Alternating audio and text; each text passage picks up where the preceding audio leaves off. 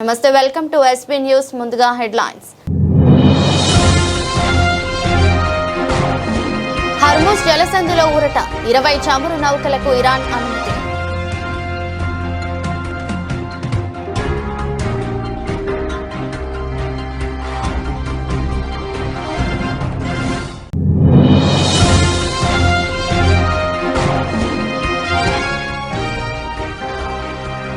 కేరళలో కాంగ్రెస్ లెఫ్ట్ పార్టీల మధ్య సంబంధాలను ప్రశ్నించిన ప్రధాని మోదీ రాష్ట్రాన్ని లూటీ చేస్తున్నాయని విమర్శ.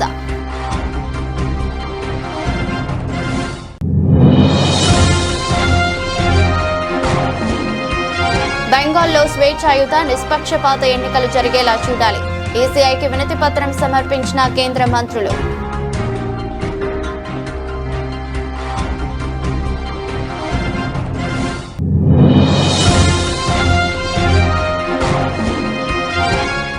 చంద్రబాబు పవన్ పై తెలంగాణ పృథ్వీరాజ్ యాదవ్ సంచలన వ్యాఖ్యలు. ప్రతి శని ఆదివారం హైదరాబాద్ లో ఏం పని అని నిలదీత.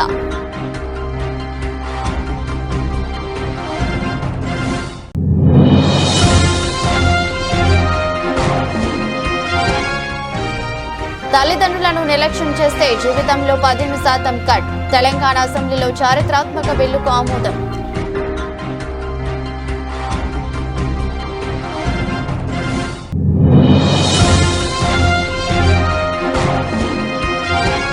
తెలంగాణ శాసన మండలిలో కీలక పరిణామం. బీఆర్ఎస్ ఎమ్మెల్సీలపై సస్పెన్షన్ వేటు వేసిన మండలి chairman.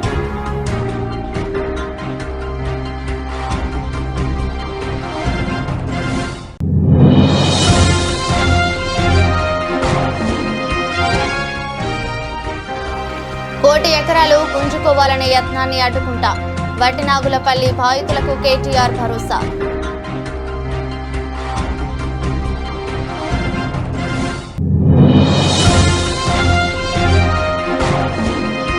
YS Jagan Malapeta port, Bhogapuram airport, Uddanam kidneys research సెంటర్ను నిర్మించారు గుర్తు చేసిన మాజీ మంత్రి ధర్మాన ప్రసాదరావు.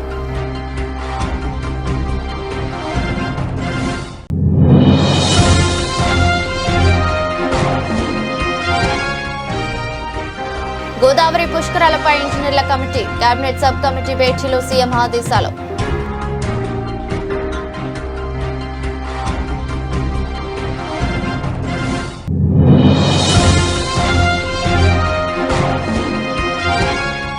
భూములు కోల్పోయిన రైతులకే న్యాయం చేయని చంద్రబాబు. డైవర్షన్ పాలిటిక్స్ లో భాగంగానే అసెంబ్లీ ప్రత్యేక సమావేశం స్పష్టం చేసిన వైఎస్ఆర్సీపీ నేతలు.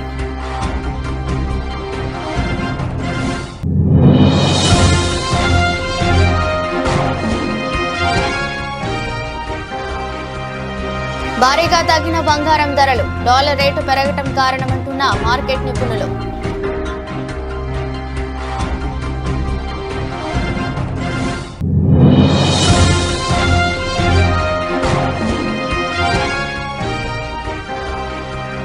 ఇరాన్ యుద్ధ భయాలు, కుప్పకూలిన భారత స్టాక్ మార్కెట్లు, భారీ నష్టాలతో ప్రారంభమైన సూచీలు.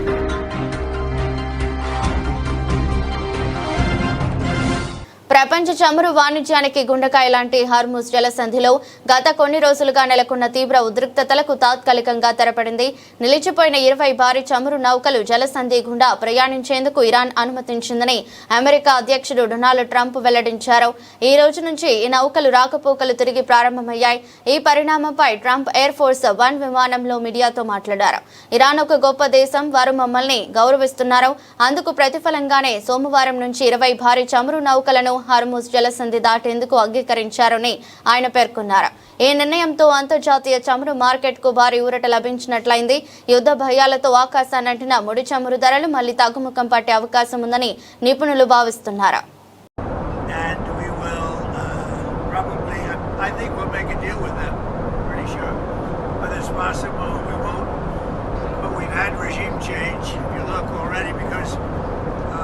One regime was decimated, destroyed, they're all dead. The next regime is mostly dead. And the third regime, we're dealing with different people than anybody's dealt with before. It's a whole different group of people. So I would consider that regime change. And frankly, they've been very reasonable. So I think we've had regime change. I mean, we can't do much better than that. కేరళలో Congress left పార్టీల మధ్య సంబంధాలను ప్రధాని మంత్రి నరేంద్ర మోదీ ప్రశ్నించారు. రెండు పార్టీలు పరస్పర ప్రత్యర్థులతో కనిపిస్తూ వంతుల వారీగా రాష్ట్రాన్ని లూటీ చేస్తున్నాయని విమర్శించారు. ఎన్నికల్లో ప్రతిసారి ఎవరికి ఎవరు బీ టీం అనే ప్రశ్న తలెత్తుతుందని, ఇండియా కూటమిలో కాంగ్రెస్ లెఫ్ట్ కలిసి ఉన్నాయని, గతంలో కలిసే ఢిల్లీలో ప్రభుత్వాన్ని ఏర్పాటు చేశాయని గుర్తు చేశారు. తమిళనాడులో కూడా రెండు పార్టీల కూటమి ఉందన్నారు. కేరళలో మాత్రం రెండు పార్టీల మధ్య శత్రుత్వం అనేది ఒక డ్రామా మాత్రమేనని వివరించారు. ప్రజలు కేరళలో మార్పును కోరుకుంటున్నారని చెప్పారు. పాలక్కాడ్లో ఆదివారం నాడు జరిగిన ఎన్నికల ప్రచార సభలో మోదీ మాట్లాడారు. वेस्ट एशिया में चल रहे युद्ध पर सबकी नजर है. इस युद्ध का प्रभाव भारत पर कम से कम पड़े, इसके लिए हमारी सरकार लगातार काम कर रही है. यहां केरलम के बहुत सारे लोग युद्धग्रस्त क्षेत्रों में काम कर रहे हैं. युद्ध शुरू होने के बाद से ही मैं इन देशों के सभी राष्ट्राध्यक्षों से लगातार बात कर रहा हूं, संपर्क में हूं. सारे ही देश युद्ध क्षेत्रों में फंसे भारतीयों की सुरक्षा को प्राथमिकता दे रहे हैं. वहां पर हमारे भाई बहनों को कोई तकलीफ ना हो, इसके लिए भारतीय दूतावास भी दिन रात काम कर रहा है.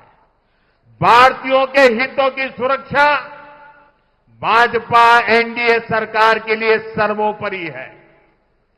वहीं संवेदनशील मामले में कांग्रेस जिस तरह की बयानबाजी कर रही है, वो भी आपको याद रखना है. कांग्रेस जिस तरह के बयान दे रही है वो खतरनाक है. कांग्रेस चाहती है कि खाड़ी देशों में रहने वाले करीब 1 करोड़ బెంగాల్లో సీఎం మమతా బెనర్జీ టీఎంసీ కార్యకర్తలు ఎన్నికల ప్రక్రియను హైజాక్ చేస్తున్నారని కేంద్ర మంత్రులు కిరణ్ రిజిజు, పీయూష్ గోయల్, సుఖాంత మజుందార్ ఆరోపించారు. బెంగాల్లో ఓటర్లను బెదిరిస్తున్నారని అన్నారు. స్వేచ్ఛాయుత నిష్పక్షపాత ఎన్నికలు జరిగేలా చూడాలని కోరుతూ కేంద్ర మంత్రులు కిరణ్ రిజిజు, పీయూష్ గోయల్, సుఖాంత మజుందార్, ఇతర బీజేపీ నాయకులు ఈసీఐకి వినతి పత్రం సమర్పించారు. एक पिटीशन देने आए हैं. ये बहुत ही गंभीर पिटीशन, बहुत ही महत्वपूर्ण एक विषय लेके आए हैं.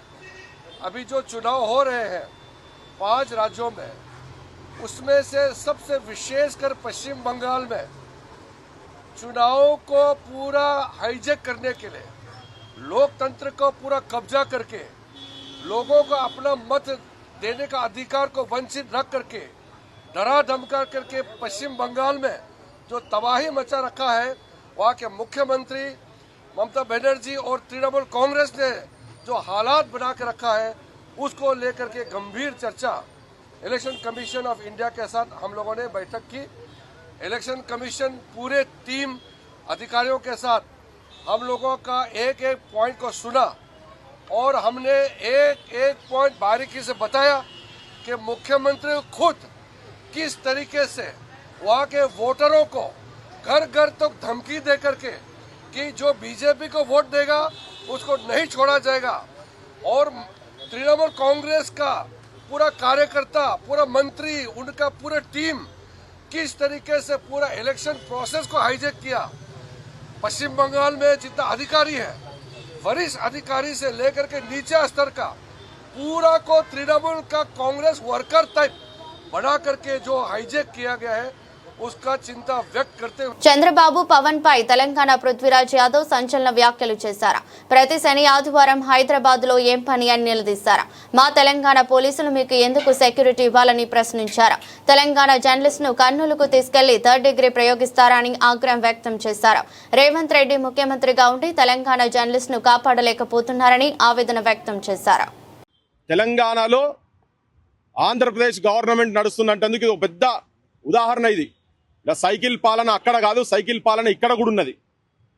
రేవంత్ రెడ్డి ముఖ్యమంత్రి ఉన్నప్పుడు వెంకట్రామ్ రెడ్డికి హైదరాబాద్ నుంచి ఇక్కడికి వెళ్ళి పట్టుకపోయి అక్కడ చంద్రబాబు నాయుడు గవర్నమెంట్లో 3rd డిగ్రీ టార్చరు, ఇటుపక్క 3 పోలీసు వాళ్ళు, అటుపక్క 3 పోలీసు వాళ్ళు కాళ్ళ మీద కూర్చొని తొక్కుడు, నానా బూతులు మాట్లాడి, అమ్మానా బూతులు మాట్లాడు.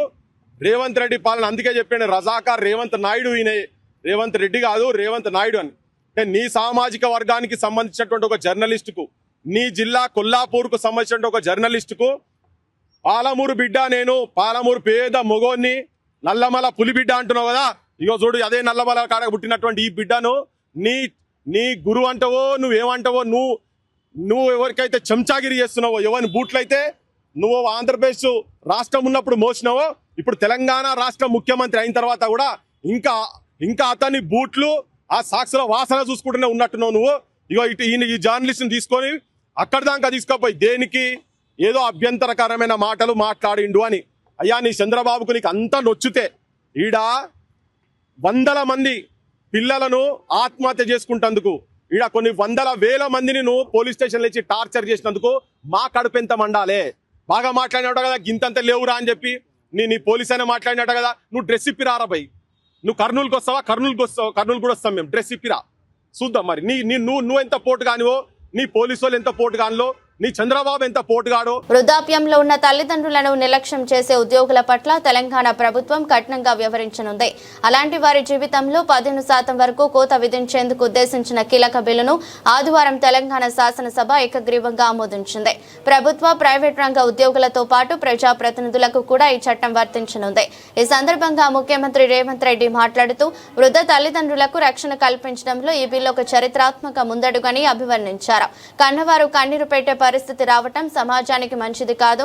తల్లిదండ్రులను గౌరవించని వారిలో భయం కలిగించేందుకే ఈ చట్టాన్ని తీసుకొచ్చామని సీఎం స్పష్టం చేశారు. ప్రభుత్వ ప్రైవేటు ఉద్యోగులకే కాదు అధ్యక్ష, ప్రజాప్రతినిధులను కూడా ఈ చట్టం పరిధిలోకి తీసుకొచ్చిన. ప్రజాప్రతినిధులుగా గొప్ప గొప్ప ఉపన్యాసాలు ఇచ్చేటోళ్ళు కూడా కన్న తల్లిదండ్రుల పట్ల బాధ్యత నిర్వహించని వాళ్ళను కూడా నా కళ్ళతో చూసిన అధ్యక్ష. అందుకే ఈరోజు ఈ చట్టం ప్రజాప్రతినిధులతో పాటు, ప్రభుత్వ ఉద్యోగులతో పాటు, ప్రైవేటు ఉద్యోగులతో పాటు ఎవరెవరికైతే తల్లిదండ్రులకు పిల్లలు ఉన్నారో, పిల్లలు స్వార్థం కోసం, స్వార్థంతో కూడుకున్న ఆలోచనతోని తల్లిదండ్రులను నిర్లక్ష్యం చేసినరో ఆ పిల్లలకు గుణపాఠం చెప్పడానికే ఈ చట్టం తెచ్చినాం అధ్యక్ష. ఒక కలెక్టర్ దగ్గర, ఒక ప్రభుత్వ అధికారి దగ్గర నా కొడుకు నన్ను సరిగ్గా చూసుకుంటలేడు అని ఒక అప్లికేషన్ పెట్టిందంటే ఆ వ్యక్తులను సమాజం అంతా బహిష్కరించాల్సిన అవసరం ఉంది అధ్యక్ష. తల్లిదండ్రులను చూసుకోనోడు ఈ సమాజంలో మనిషిగా జీవించడానికి కూడా అర్హత లేదు అధ్యక్ష. అట్లాంటి వాళ్ళని మనం అందరం సామాజిక బహిష్కరణ చేయడమే కాకుండా చట్ట పరిధిలోకి పట్టుకొచ్చి ఒక చట్టాన్ని, ఒక శాసనాన్ని చేసి ఈరోజు వాళ్ళను, ఆ తల్లిదండ్రులను కాపాడే బాధ్యత ఈ సభ మీద ఉన్నదని నేను భావిస్తున్నా అధ్యక్ష. మనం చదువుకున్న వాళ్ళం, విజ్ఞత ఉన్న వాళ్ళం, ప్రపంచంలో జరుగుతున్న పరిణామాల పట్ల అవగాహన ఉన్న వాళ్ళము. ఈనాడు ఈ చట్టం చేయడం ద్వారా కొంతైనా ఆ వృద్ధ తల్లిదండ్రుల కోసం మనం అండగా నిలబడ్డాము. ఇదొక భరోసా, విశ్వాసం. దీనివల్ల పూర్తిగా న్యాయం జరుగుతుందని నేను అనను, వివాదాలు సమసిపోతాయని కూడా నేను అనను. కాకపోతే తల్లిదండ్రులకు అవసరమైతే కొడుకును భయపెట్టడానికి ఒక మంత్రదండం ఇవ్వాలి, వాళ్ళకు ఒక శక్తి ఇవ్వాలి. నా చేతిలో ఈ చట్టం ఉంది. స్పీకర్ గడ్డం ప్రసాద్ కుమార్. తెలంగాణ శాసన మండలిలో కీలక పరిణామం చోటు చేసుకుంది. బీఆర్ఎస్ ఎమ్మెల్సీలను మండలి చైర్మన్ గుత్తా సుఖేందర్ రెడ్డి సభ నుంచి సస్పెండ్ చేశారు. మంత్రి పొంగులేటి శ్రీనివాస్ రెడ్డి లక్ష్యంగా ప్రతిపక్షం చేపట్టిన నిరసన చివరకు సభ్యుల బహిష్కరణకు దారితీసింది. సభ ప్రారంభం కాగానే బీఆర్ఎస్ సభ్యులు మంత్రి పొంగులేటి వ్యవహారంపై చర్చకు పట్టుబట్టారు. చైర్మన్ అనుమతించకపోవడంతో సభ్యులందరూ ఒక్కసారిగా పోడియం వద్దకు దూసుకు వెళ్లారు. ప్లకార్డులు ప్రదర్శిస్తూ ప్రభుత్వానికి వ్యతిరేకంగా నినాదాలు చేస్తూ సభా కార్యక్రమాలను అడ్డుకున్నారు. ఈ క్రమంలో బీఆర్ఎస్ ఎమ్మెల్సీల తీరుపై మండలి చైర్మన్ తీవ్ర ఆగ్రహం వ్యక్తం చేశారు. సభ్యులు సీట్లలోకి వెళ్లాలని పదే విజ్ఞప్తి చేసినా వినకపోవడంతో సభలో గందరగోళం నెలకొంది. I beg to move that under sub-rule 2 of Rule 308 of the Council rule, the following members named by the Honorable Chairman be suspended from the services of the House for today. Sri Madhusudanachari Sirikonda, Sri Takkalepelli Ravindra Rao, Sri Deshapati Srinivas, Sri L. Ramna, Sri Vanteri Yadav Reddy Garu, Sri Sunkari Raj Garu, Sri Naveen Kumar Reddy Garu, Sri Tata Madhusudan Garu, Srimati S. Vani Devi Garu, Sri Pochampalli Srinivas Reddy Garu, Sri M. Koti Reddy Garni.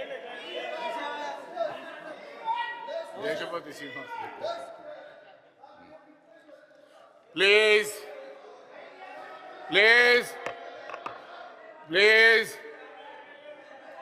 Motion moved. The question is that under sub-rule 2 of Rule 308 of the Council of Rules, that members named by the chairman be suspended from the services of the House for today. Those who are for the motion, please say aye. Those who are against, please say no. Ayes have it. The motion is carried and members named by the chairman are suspended from the services of the House for today.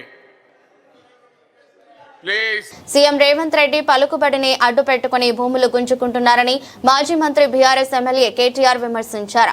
భూమి బౌండరీలను మార్చే ప్రయత్నం చేశారని ఆరోపించారు. మహేశ్వరం నియోజకవర్గంలో 1000 ఎకరాలు కబ్జా చేస్తున్నారని తెలిపారు. అధికారులను అడ్డు పెట్టుకుని అరాచకర పర్వం చేపడుతున్నారని మండిపడ్డారు. 1 కోటి ఎకరాల భూమిని నిషేధిత జాబితాలో పెట్టారని అన్నారు. రంగారెడ్డి జిల్లా వటినాగులపల్లిలో కేటీఆర్ సహా బీఆర్ఎస్ ఎమ్మెల్యేలు పర్యటించారు. మంత్రి పొంగులేటి శ్రీనివాస్ రెడ్డి భూ కబ్జా బాధితులను పరామర్శించారు. భూ కబ్జాలకు వ్యతిరేకంగా బీఆర్ఎస్ పోరాడుతుందని బాధితులకు భరోసానిచ్చారు. శంషాబాద్ మండలంలో ఒక ఉదాహరణ చెప్తాను నేను మీకు. నవాబుల కాలం నుంచి వాళ్ళ దగ్గర 500 ఎకరాలు జాగుండే, అమ్ముకుంటూ పోతే ఇప్పుడు మిగిలింది 250 ఎకరాలు. వాళ్ళు వచ్చారు మొన్న నా దగ్గరికి, వచ్చి చూపెట్టారు. సార్, ఇది మా దగ్గర మాకు స్వాతంత్రం వచ్చినట్టు నుంచి నిజాం కాలం నుంచి మా దగ్గర ఉంది. మొన్న నిషేధితుల జాబితాలో పెట్టినారు. మాకు రెవెన్యూ మంత్రి గారి ఆఫీస్ నుంచి ఫోన్ వచ్చింది. ఏందయ్యా అంటే, రెవెన్యూ మంత్రి గారు బెదిరిస్తున్నారు సార్, ఎకరానికి 2 కోట్ల రూపాయలు డబ్బులన్నా ఇవ్వాలంట, 250 ఎకరాలకి అంటే 500 కోట్లు ఇవ్వాలంట, లేదంటే జాగానన్నా రాసియాలన్నట సార్, ఒక 100 ఎకరాలు జాగా రాసియాలన్నట. ఇది ఏం అన్యాయం సార్, ఏం అరాచకం సార్ అని చెప్పి వారు చెప్పారు. మరి నేను చెప్తాను, ప్రెస్లో మాట్లాడతానంటే దయచేసి మా పేరు బయట పెట్టకండి సార్, పేరు బయట పెడితే చంపేస్తారు, వీళ్ళు చాలా దుర్మార్గులు సార్, చంపేస్తారు.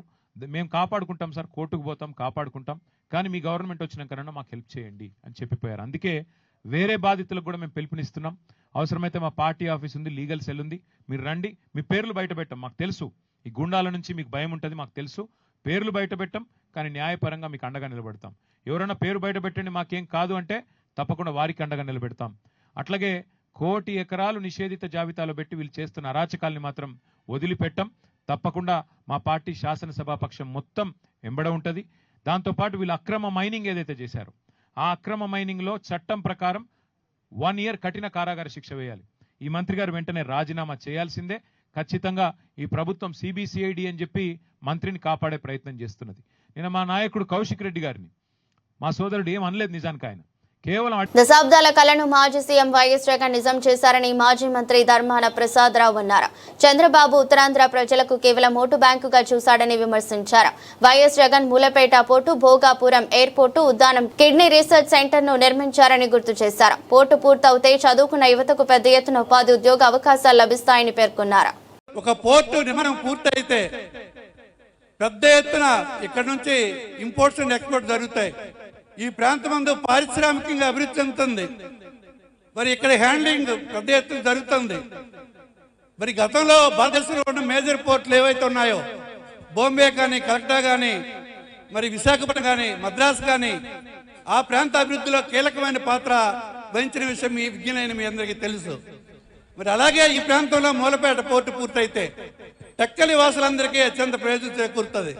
ఈ ప్రాంత రైతాంగం త్యాగధనులు వీళ్ళు 362 ఎకరాల భూమిని మరి వాళ్ళు స్వచ్ఛందంగా ఈ మూలపేట ఆకాంక్షించి మూలపేట అభివృద్ధి కోసం ఇక్కడ టెక్కలి నాయకుల ప్రయత్నంతో ఇక్కడ జరిగింది. తిలక్ గారు ముఖ్యంగా ప్రధాన పాత్ర వహించి మరి మీ టెక్కలి అభివృద్ధి కోసం ఆయన అడుగు బిగించి ఆవేళ చేసిన కార్యక్రమం. దాన్ని ఆమోదించి జగన్మోహన్ రెడ్డి గారు ఫారెస్ట్ ల్యాండ్ కూడా ఇంకో 1100 ఎకరాల భూమిని తీసుకొని సుమారు 1800 ఎకరాల భూమితో మరి ఈ ప్రాంతంలో పోర్టు నిర్మాణం ప్రారంభించాం. గతంలో అనేక మంది నాయకులు మరి దీనికి చాలా పెద్ద ఎత్తున భూమి కావాలని చెప్పి పని వాయిదా వేసే కార్యక్రమం. ఈ ప్రాంత ప్రజలకు ప్రయోజనం చేకూరకుండా రైతులు ఎలాగే తిరస్కరిస్తారు కనుక పెద్ద ఎత్తున భూసేకరణ అంటే ఈ ప్రాంతంలో పనులే జరగవు. పనులు జరగాలన్న సానుకూలంగా ఆలోచిస్తారు. మరి అలా ఈ ప్రాంతం అనేక సార్లు ఈ పోర్టును వాయిదా వేయడం జరిగింది. మరి ఈవేళ జగన్మోహన్ రెడ్డి గారు ఒక సముచితమైన నిర్ణయం తీసుకొని ఆచరణ సాధ్య యోగ్యమైనటువంటి సాధ్యమైనటువంటి ఆలోచన చేసి మరి 1800 ఎకరాలతోనే పోర్టు సాధ్యం నిర్మాణం అని చెప్పి ప్రారంభించి మరి పనులు కూడా గోదావరి పుష్కరాల నిర్వహణకు అనువైన ప్రదేశాలను గుర్తించేందుకు టెక్నికల్ ఇంజనీర్ల కమిటీ నియమించాలని సీఎం రేవంత్ రెడ్డి అధికారులను ఆదేశించారు. ఈ కమిటీ క్షేత్రస్థాయిలో పర్యటించి 15 నుండి 20 రోజుల్లో నివేదికను అధికారుల కమిటీకి అందజేయాలని సూచించారు. గోదావరి పుష్కరాల ఏర్పాట్లపై కేబినెట్ సబ్ కమిటీ అసెంబ్లీలో సమావేశమైంది. ఈ సందర్భంగా అధికారులకు సీఎం కీలక సూచనలు చేశారు. ఇంజనీర్ల కమిటీ నివేదికను అధికారుల కమిటీ పరిశీలించి పూర్తి అంచనాలతో నివేదికను కేబినెట్ సబ్ కమిటీకి పంపాలని ఆదేశించారు. కేబినెట్ సబ్ కమిటీ ఆమోదం తర్వాత ప్రణాళికలకు సంబంధించిన నివేదికపై కేబినెట్ తుది నిర్ణయం తీసుకుంటుందని సీఎం తెలిపారు. శాశ్వత తాత్కాలిక పనులను ప్రాధాన్యత క్రమంలో పూర్తి చేసేలా ప్రణాళికలు ఉండాలని సూచించారు. వివిధ విభాగాల మధ్య సమన్వయ లోపం తలెత్తకుండా ప్రజాభవన్లో ప్రత్యేకంగా వార్ రూమ్ ఏర్పాటు చేసుకోవాలని ఆదేశించారు. పుష్కరాల ఏర్పాట్లలో భాగంగా ప్రధాన దేవాలయాలు, పర్యాటక ప్రదేశాల్లో ఘాట్ల విస్తరణ చేపట్టేలా చర్యలు తీసుకోవాలని, వివిధ ప్రాంతాల మధ్య కనెక్టివిటీ విషయంలో ఇబ్బందులు తలెత్తకుండా చూడాలని అధికారులను సూచించారు. ఈ సందర్భంగా బాసర శ్రీ జ్ఞాన సరస్వతి దేవస్థానం అభివృద్ధి, ఆలయ విస్తరణకు సంబంధించిన మాస్టర్ ప్లాన్ ను అధికారులు సీఎంకు వివరించారు. దీనిపై సీఎం పలు సూచనలు చేశారు. బాసర నుంచి భద్రాచలం వరకు గోదావరి పరివాహక ప్రాంతంలోని ప్రధాన ఆలయాలు, పుష్కర ఘాట్ల అభివృద్ధి ప్రణాళికలపై చర్చించారు. 2027 జూన్లో జరిగే గోదావరి పుష్కరాల నాటికి పూర్తి చేయాల్సిన పనులను గుర్తించారు. పుష్కరాల కోసం చేపట్టాల్సిన పనులకు సంబంధించి రూపొందించిన ప్రణాళికలను పవర్ పాయింట్ ప్రెజెంటేషన్ ద్వారా అధికారులు వివరించారు.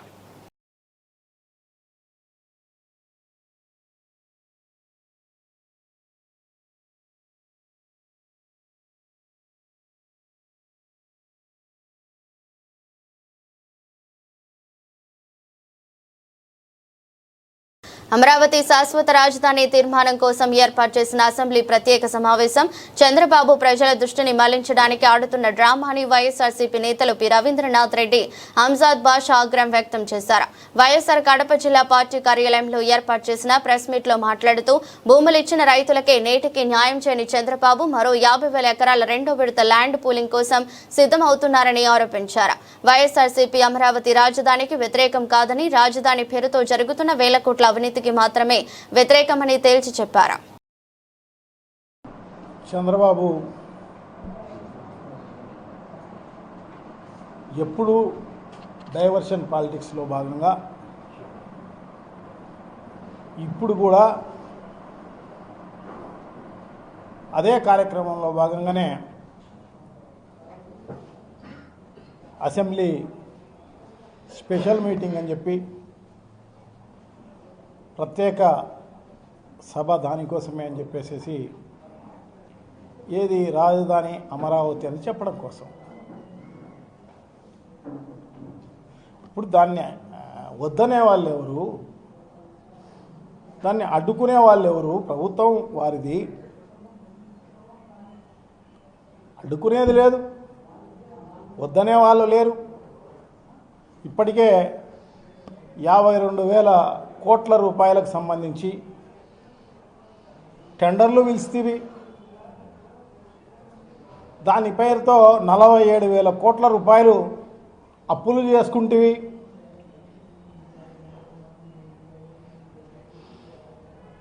దానిపైన 10% మొబలైజేషను కాంట్రాక్టర్లకు, నీ బుద్ధిపుట్టిన కాంట్రాక్టర్లకు, నీ బినామీ కాంట్రాక్టర్లకు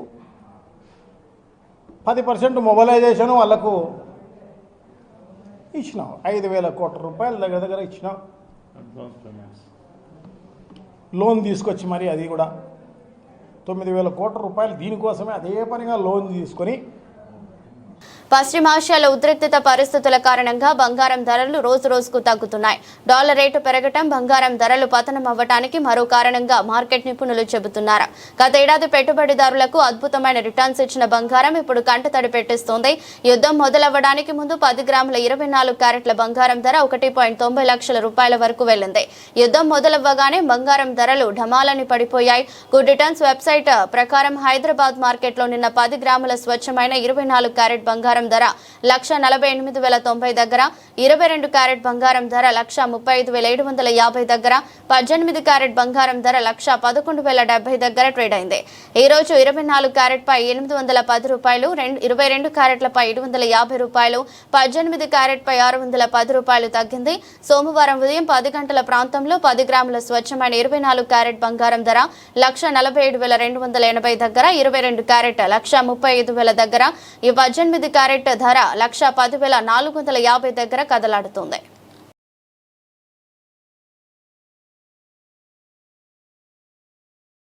పశ్చిమాసియాలో నెలకొన్న యుద్ధ వాతావరణం భారత్ స్టాక్ మార్కెట్లపై తీవ్ర ప్రభావం చూపింది.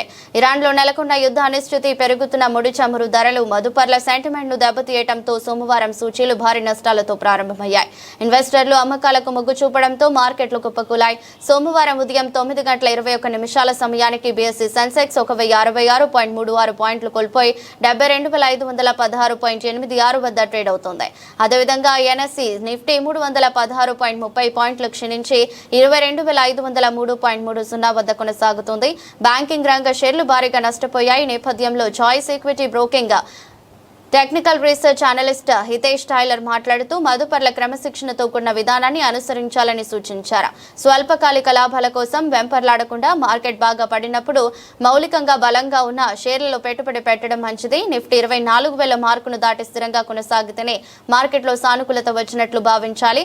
అప్పుడే కొత్తగా లాంగ్ పొజిషన్లు తీసుకోవడం మేలు అని ఆయన వివరించారు.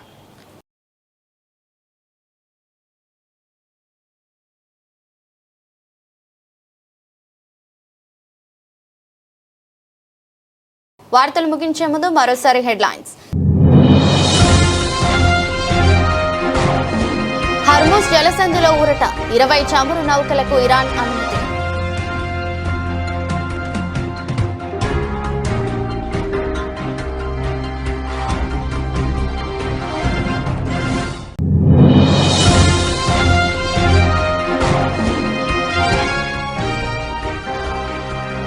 కేరళలో కాంగ్రెస్ లెఫ్ట్ పార్టీల మధ్య సంబంధాలను ప్రశ్నించిన ప్రధాని మోదీ, రాష్ట్రాన్ని లూటీ చేస్తున్నాయని విమర్శ.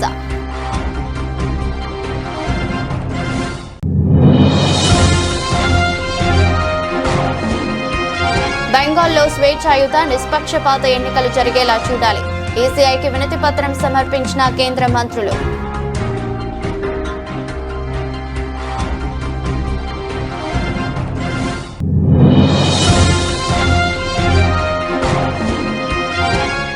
చంద్రబాబు పవన్ పై తెలంగాణ పృథ్వీరాజ్ యాదవ్ సంచలన వ్యాఖ్యలు. ప్రతి శని ఆదివారం హైదరాబాద్ లో ఏం పని అని నిలదీత.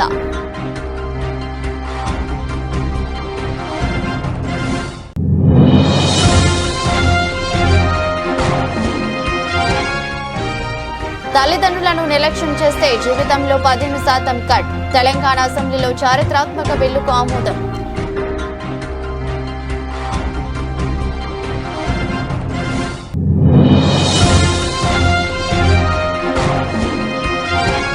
తెలంగాణ శాసన మండలిలో కీలక పరిణామం.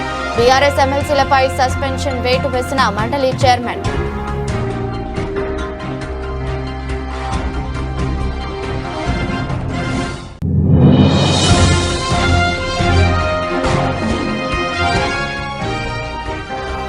కోటి ఎకరాలు గుంజుకోవాలనే యత్నాన్ని అడ్డుకుంటా.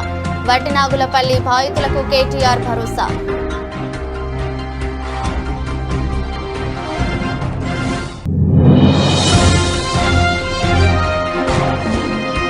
YS Jagan Malapeta port, Bhogapuram airport, Uddanam kidneys research సెంటర్ను నిర్మించారు. గుర్తు చేసిన మాజీ మంత్రి ధర్మాన ప్రసాదరావు.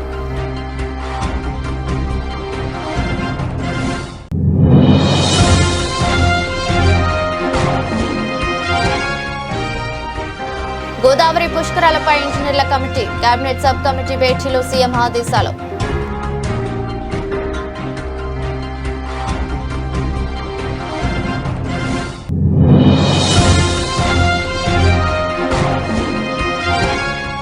భూములు కోల్పోయిన రైతులకే న్యాయం చేయని చంద్రబాబు, డైవర్షన్ పాలిటిక్స్ లో భాగంగానే అసెంబ్లీ ప్రత్యేక సమావేశం స్పష్టం చేసిన వైఎస్ఆర్సీపీ నేతలు.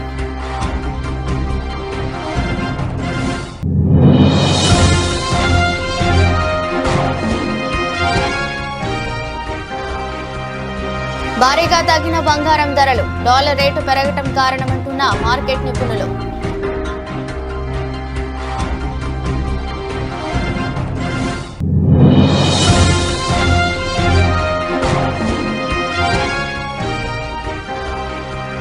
ఇరాన్ యుద్ధ భయాలు, కుప్పకూలిన భారత స్టాక్ మార్కెట్లు, భారీ నష్టాలతో ప్రారంభమైన సూచీలు.